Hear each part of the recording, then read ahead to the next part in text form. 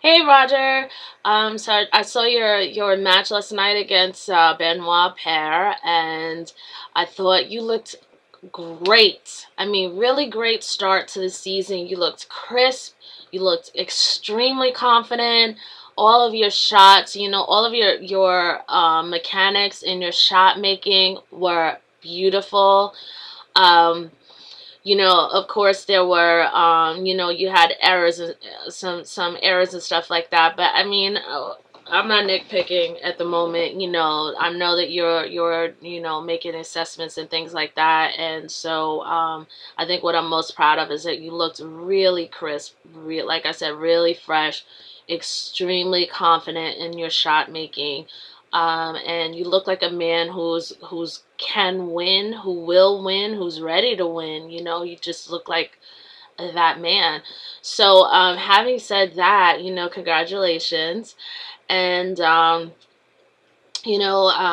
course, as a fan or whatever, I see a lot of stuff on all of the social media outlets, a lot of articles and things like that, and apparently John McEnroe was concerned about how, you'll do in the heat, how Djokovic will do in the heat, how Murray will do in the heat. I mean, this is nothing new to any of you guys. I remember a couple of years back, maybe like 4 years ago now, where Djokovic was playing against Roddick, and they were playing in 140-degree weather, and the Australian Open didn't even stop the match. So it's not that you guys are used to playing in the heat. However, I would say for you though, Roger, um, given what you want to do this year, given where you are and what you absolutely can do, is number one, again, just be reminded that a lot of people in a lot of these reporters, even a lot of the players, former players and former greats, so to speak, they haven't created this level of consciousness, I guess you could say. Maybe that's a weird word, but that you have, having all these titles, playing and becoming #1 in the world, around 31 years old and stuff like that, and it's still remaining highly competitive, highly competitive at your age. And I know that other people have done it, but I'm just saying not in the way or the combination of overall complete spectrum of success that you've had.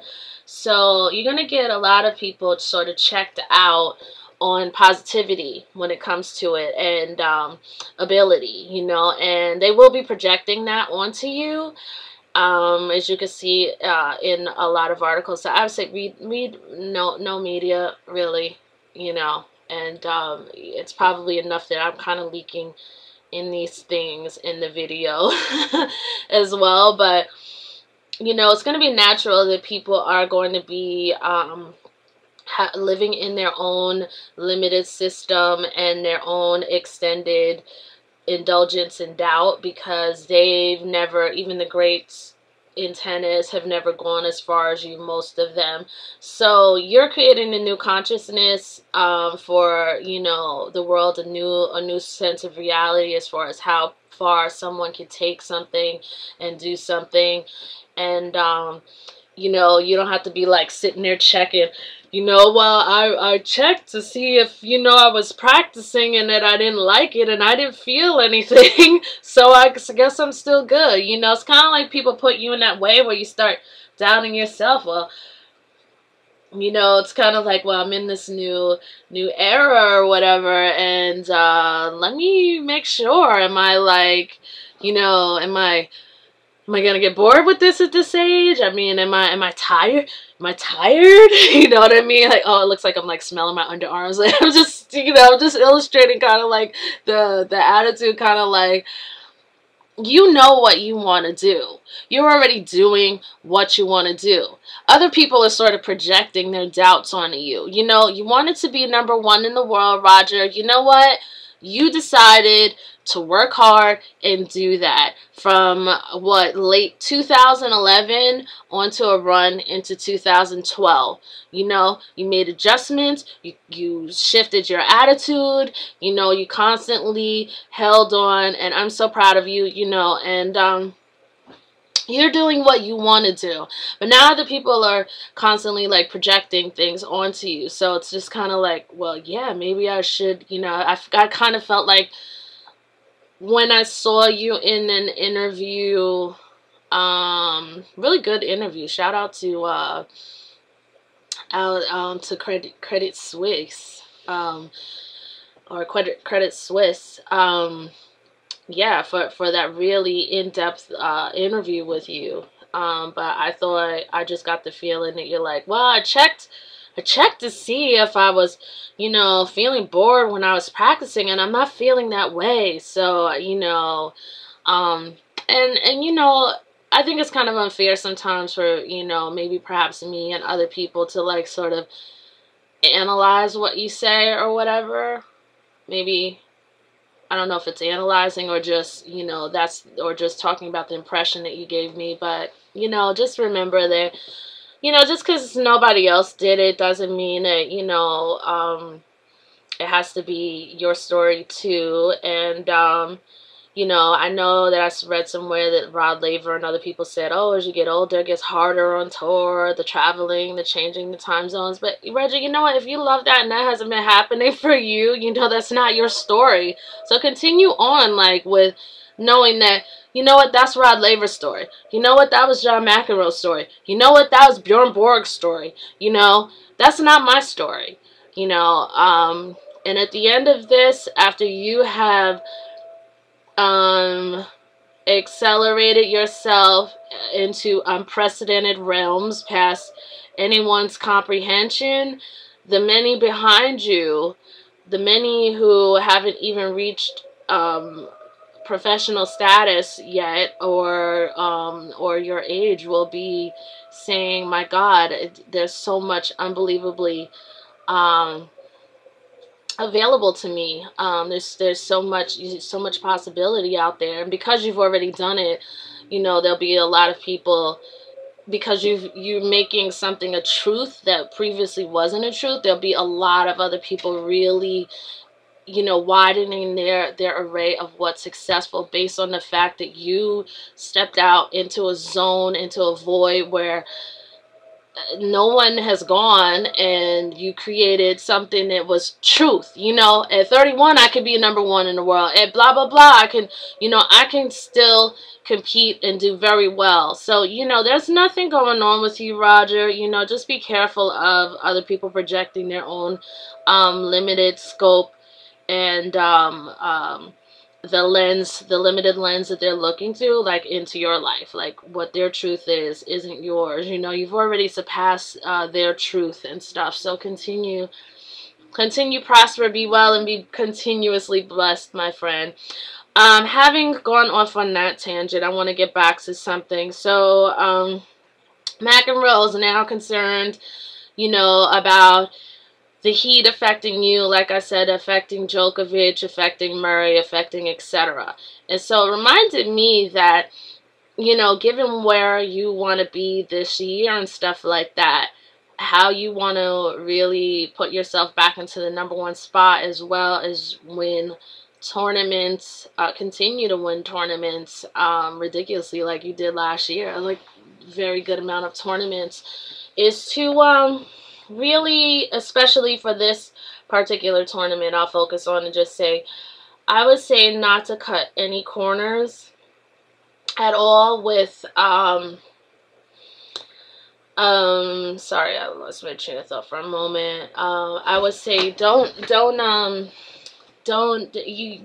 know, you don't want to, you want to make sure that no corners are cut. You know, you have a really interesting draw, and I know that, you know, it might be a little unfair to talk to you about your entire draw, but it's what I'm inundated with as a fan in media and social media, like who you'll eventually or potentially be going up against. And you can totally get through these guys. I mean, I have no doubt that you can, you know, you really have your name on this title. You know, even up against Murray, even up against Djokovic, like, you're better than these guys, you know. And especially like I said, and like you've also said, like, when you are on, or when, what you say, I say when you're on, but what you say, when I'm playing well, you know, you can win tournaments, and you know you can. You know, you handled Djokovic at Cincinnati. Yeah, Cincinnati, because I always kind of mix it up with Cleveland. I wanted to make sure I was saying the right city. At Cincy, you handle him at Wimbledon. You know, and this is a dude who's in his prime, and I love Joker and all of that, but, you know, when it comes down to a Roger Federer, you know, I'm Roger Federer all the way. Um, this is a 25-year-old Djokovic who can play for, you know, who played for 5-6 hours against a Rafa, you know, another beast, another tennis beast, and you handle these guys. You know what I mean? You handled Nadal at Indian Wells, and you handled Djokovic a few times this year. And when you didn't handle Djokovic, it was because you had at least twice the amount of unforced errors that he had. So, and you were in fully on, aka talking about Rome and talking about Roland Garros. So you're already handling these guys. I mean, you've been handling Murray as well. Like, as far as the Olympics is concerned, you know how I feel. I'm like, you know, if you were able to be mentally available after that really tough long match with Del Potro, then you would have taken that gold medal. That's my absolute belief. And you handled Murray at Wimbledon, and you handled Murray also at the World Tour Finals. So, you know, again, these guys know what the deal is. I know what the deal is. I've always known what the deal is. You can absolutely take this when you have every single thing in alignment. So now I want to get to my point of just talking about John McEnroe and not cutting corners, and where you want to be and what's going to cost for you to want to be there.